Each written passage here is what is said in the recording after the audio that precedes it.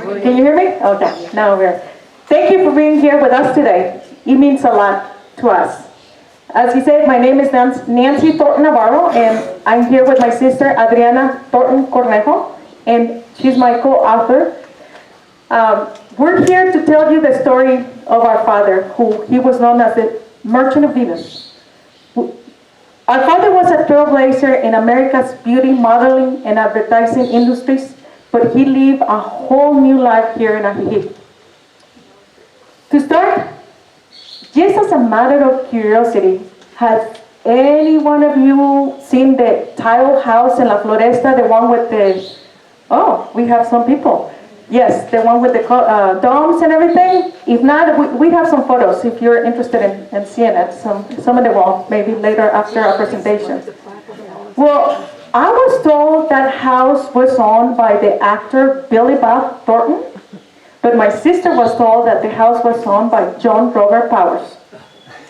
Well, we're here to tell you that the house, in fact, was built by our father and owned by our family, Walter Thornton. So we want to start with giving you some background of our life in Ajijic with our father. Our parents moved to that house in La Floresta in 1970 with 5 children, from a newborn to a 10-year-old. Not even 2 years later, they welcomed a 6th child. They married in 1960. Dad was 57 years old, and Mom was 21 years old. For Dad, this was his second marriage. So we grew up in Ajijic, and for the most part, we were a pretty ordinary family, with just a few exceptions. One of them was that my mom was a Mexican citizen, and my dad was from the United States. There were not very many blended families like that when we were growing up, so that was interesting, you know. We think Dad chose to live in Ajijic because not only it's a beautiful town and it has amazing weather, but also due to its proximity to the San Juan Cosala hot springs. Our dad used to suffer from debilitating back pain, and the hot springs gave him a lot of relief. But despite the fact that he had so many back problems, he was very hands-on with the family. On Saturdays, he would ask us to keep quiet so our mother could sleep in. He'd get us up, make breakfast, and send us out to play. During the weekdays, he would walk us to school in the company of Napoleon and Betty, our dog and cat, drop us off, and then come back and work on the house. When school was out and he came to pick us up, only Napoleon would follow him. We think Betty had other plans. At that time, there were not very many homes built over there. It was a lot of empty lots, so we know what Betty was doing. So walking with Dad was always a lot of fun because he liked to sing and tell us a lot of stories and he entertained us with stories about his extraordinary life as an orphan. Stories that we really didn't believe.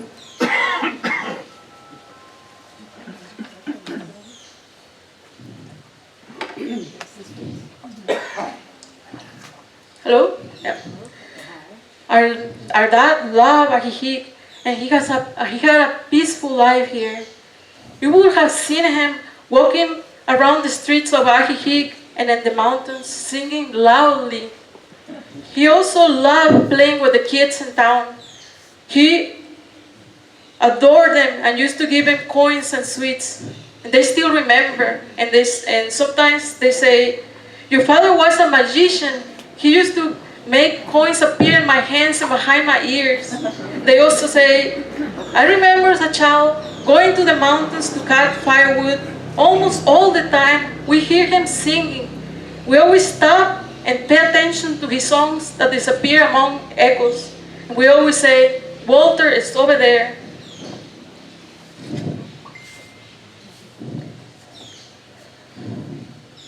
So our dad wanted to move us into the house while he was under construction because he wanted to actually work on it himself. He had a clear vision for what he wanted it to become, inspired by his travels and fascinated by our Arabian architecture. He worked tirelessly to create a unique home for us.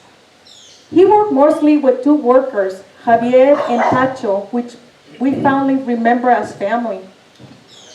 The house is almost entirely covered with tiles and mirrors, except now some parts have already deteriorated and they have been replaced by paint. The beds are made out of cement because that was what was recommended to Dad to relieve his back pain. He didn't like windows. He took all the windows out and replaced them with great, beautiful iron and glass doors. He liked to see the outdoors from any room in the house. So besides the main house, he planned to build 6 bungalows, one for each one of us children. Unfortunately, the adjacent lot wasn't for sale, and it didn't sell until years after he passed away. So only 2 bungalows got completed. The property has 6 domes and is surrounded by 5 beautiful fountains. While his vision was only partially realized, the house remains as a testament to his creativity and determination.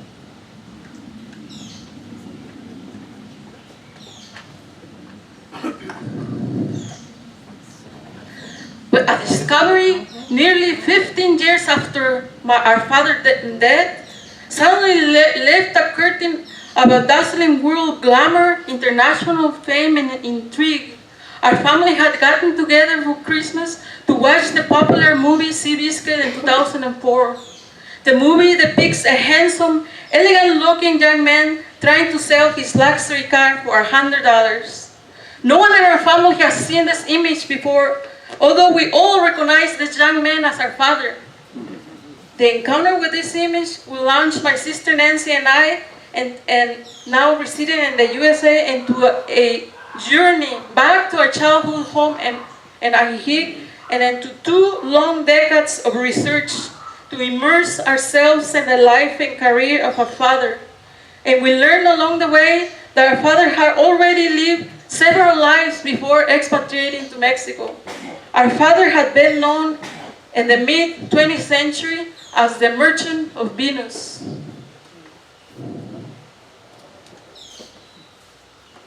History has erroneously recorded John Robert Powers as the man who invented the modeling industry in America.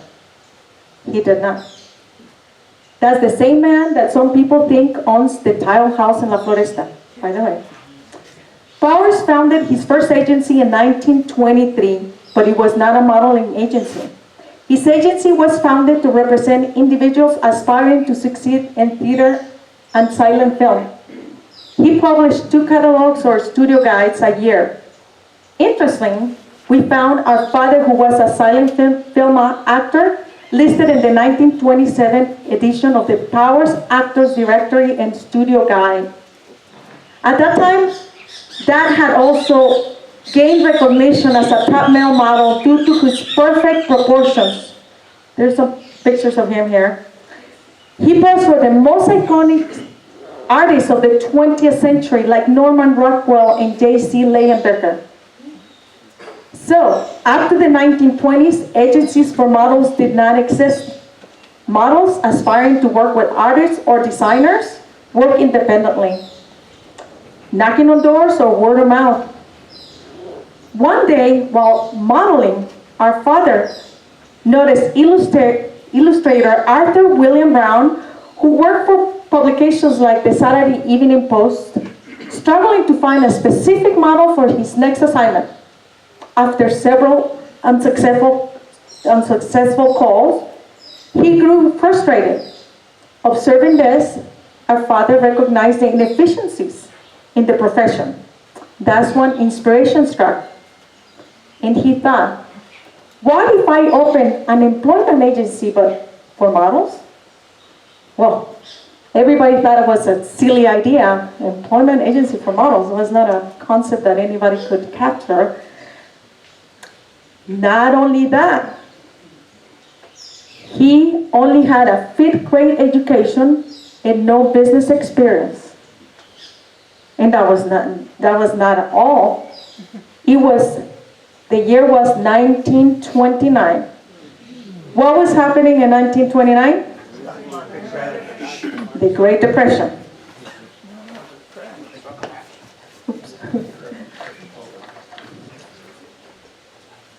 And in the midst of the Great Depression and with no capital, Walter opened his first office in 1930 when he was 26 years old in the Chrysler Building, considered at the time the tallest in the world. He had just established the first agency for photographic advertising models. His agency emerged as a powerhouse, discovering and representing iconic figures of the Golden Age, including Larry Bacall, Susan Hayward, Grace Kelly, and others whose stardom illuminated the era.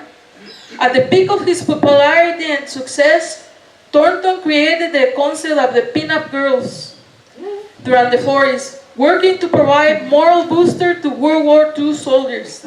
The pin-up girls encapsulated the spirit and hope of the soldiers, which produced heartfelt letters that spoke volumes about the war. The pin-up girl gained international fame with the war. What's a great story without the addition of music? Our dad will tell you. He had not only one but 3 songs written about him. Get a Pin-Up Girl, the Walter Thornton Rumba, and the Pin-Up Polka. Pin-Up polka.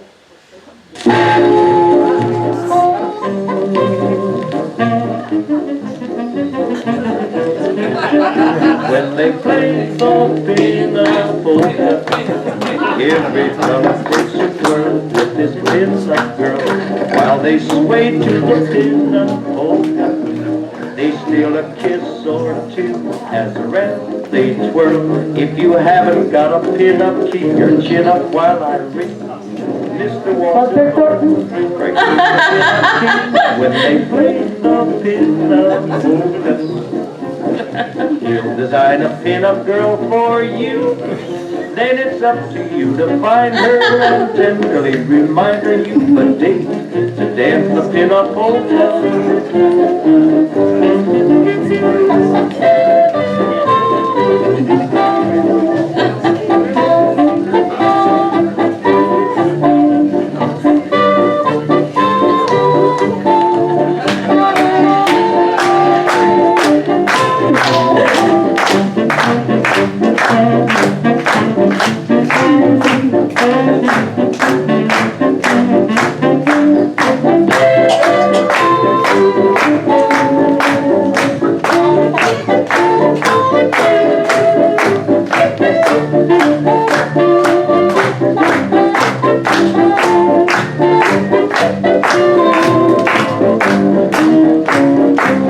They play the pin-up polka. Every fella takes a whirl with this pin-up girl. When they sway to the pin-up polka, they steal a kiss or two as around they twirl. If you haven't got a pin-up, keep your chin up while I ring. Bring the pin-up play it again. Yay! There's 3 songs, so and they're all fun like that.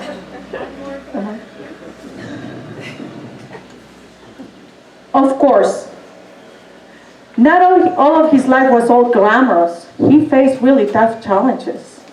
At just 11 years old, he became a homeless orphan, having lost both of his parents to tuberculosis. By 14, he was serving as a soldier in the army during World War I. But one of his biggest challenges came in 1954. And this is very, okay, I'll just tell you the story, but you may have to read the book to get more out of this. Our father and 10 of his female employees were arrested in New York on 23 counts ranging from grand larceny, petite larceny, conspiracy, and everything in between.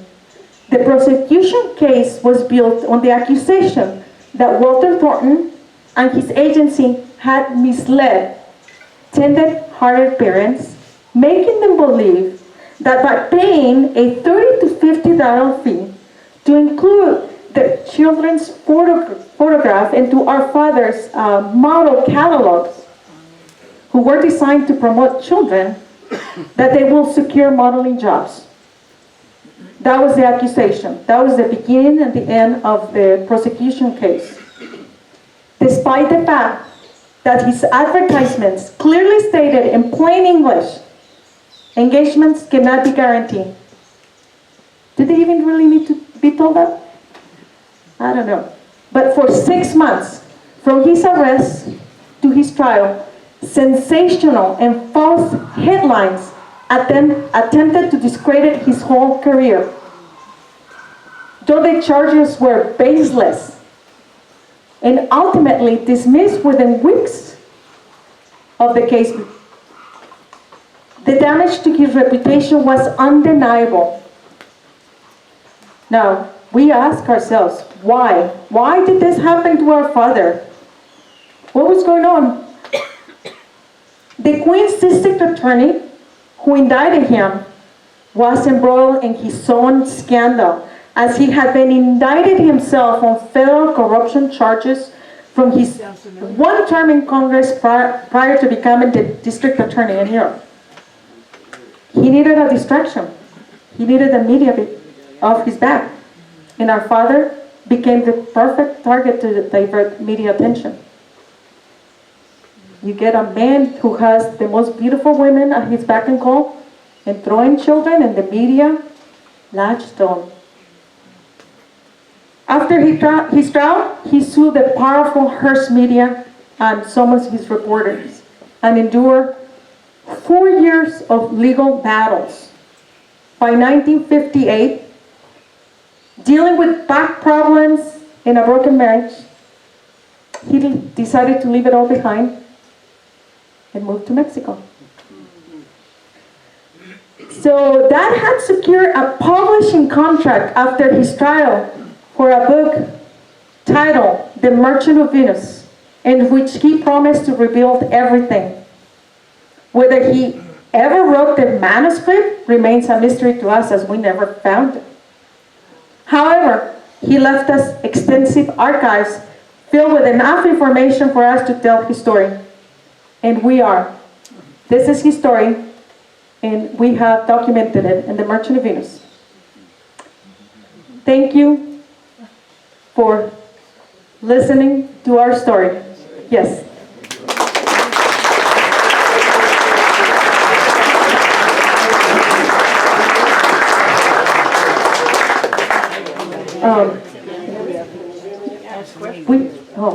And now we have questions. With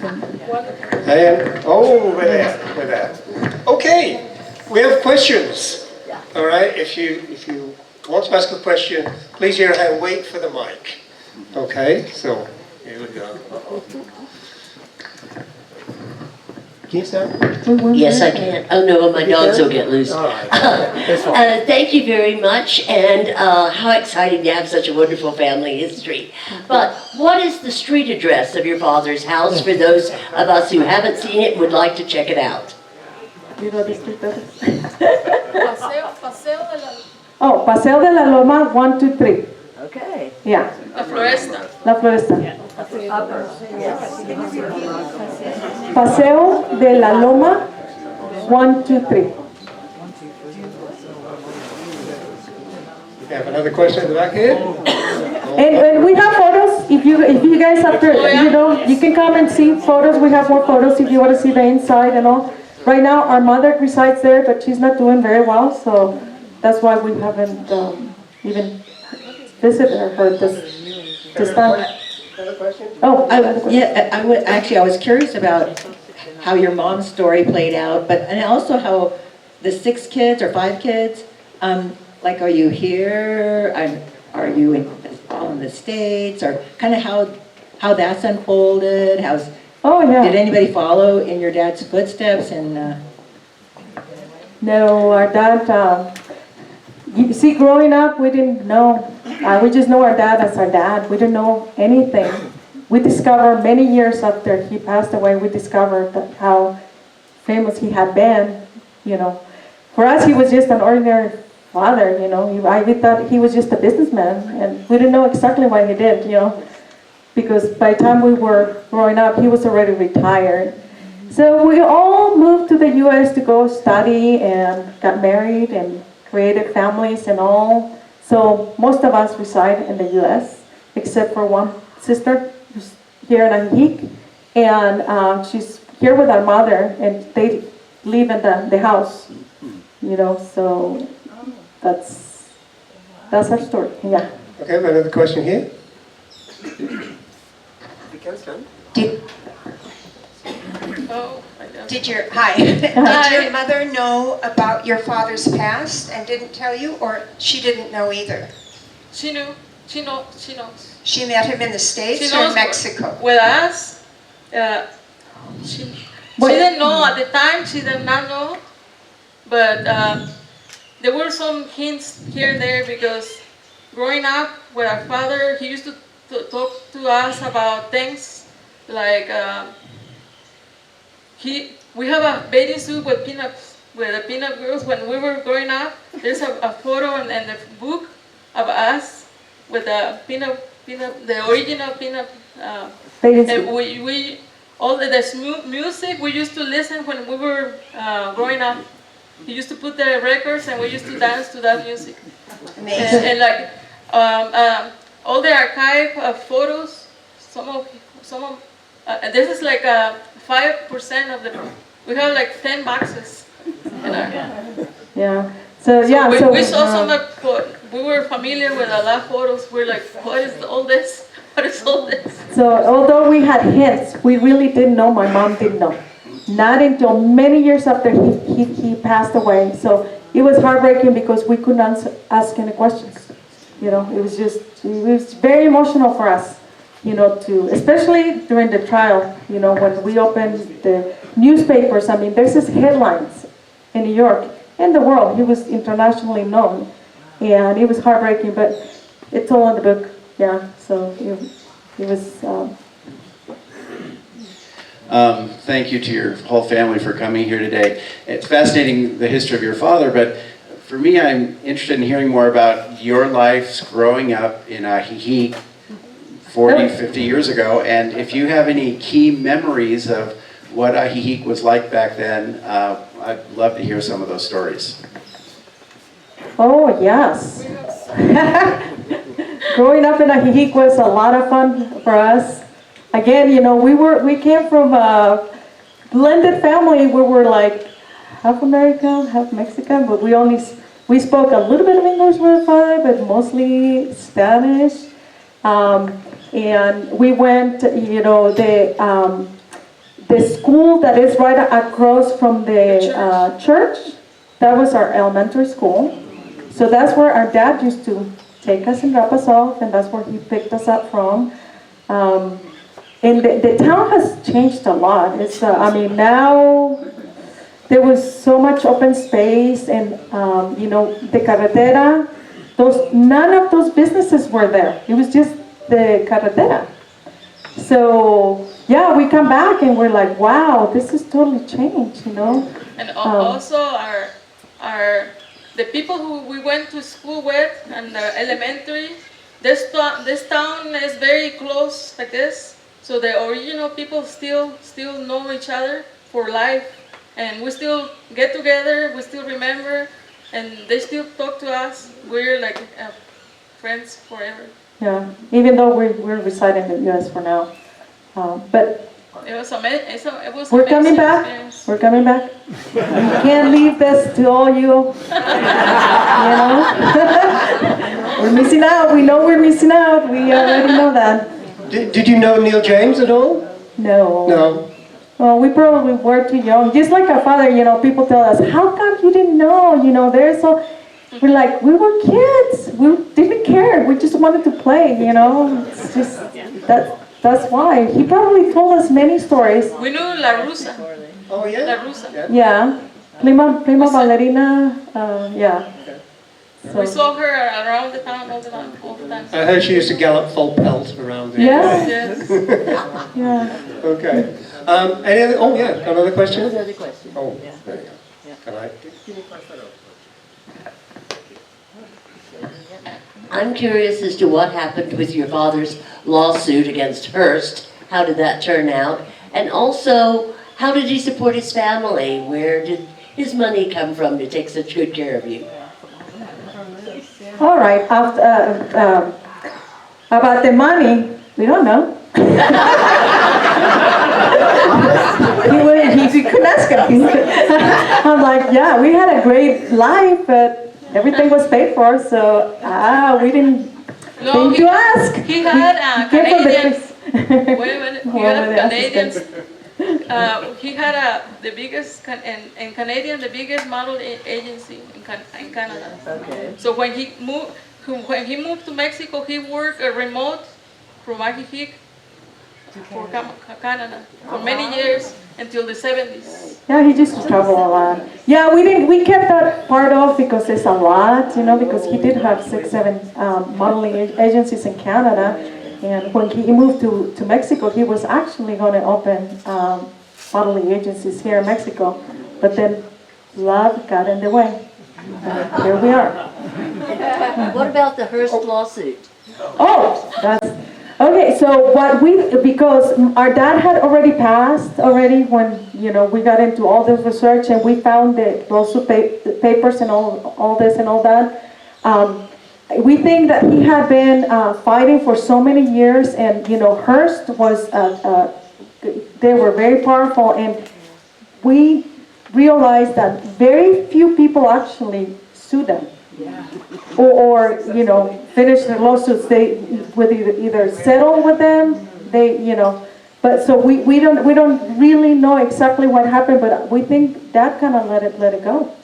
Because he was too many years of his life fighting with them, too expensive, and with his health problems, and he's I bet that's why they got divorced. He divorced his first wife. It was probably too much stress in their lives.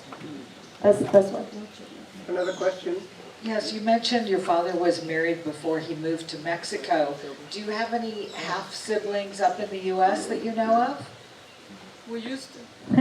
Yeah, we had a half-sister, and she used to come to visit Dad here in Ajijic. Unfortunately, she passed away. She was in an auto accident and passed away. So yeah. Any more questions? Yeah? Here we go. I was just curious, did you guys swim in the lake? We've just moved here and it's always, everybody's all about the lake levels and everything. What was the lake like then? And did you swim in the lake? Yes, of course, yeah, it was, the lake was great. We swam in the lake, we used to ride horses into the lake. We did a lot of things. We had picnics by the lake. Yes, it was beautiful. We were members of the Club Nautic. I don't know if it's Yes. listed. And we used to spend our entire days in there, and we used to swim we used to steal a boat and swim around the lake. Yeah. It was okay to swim back then.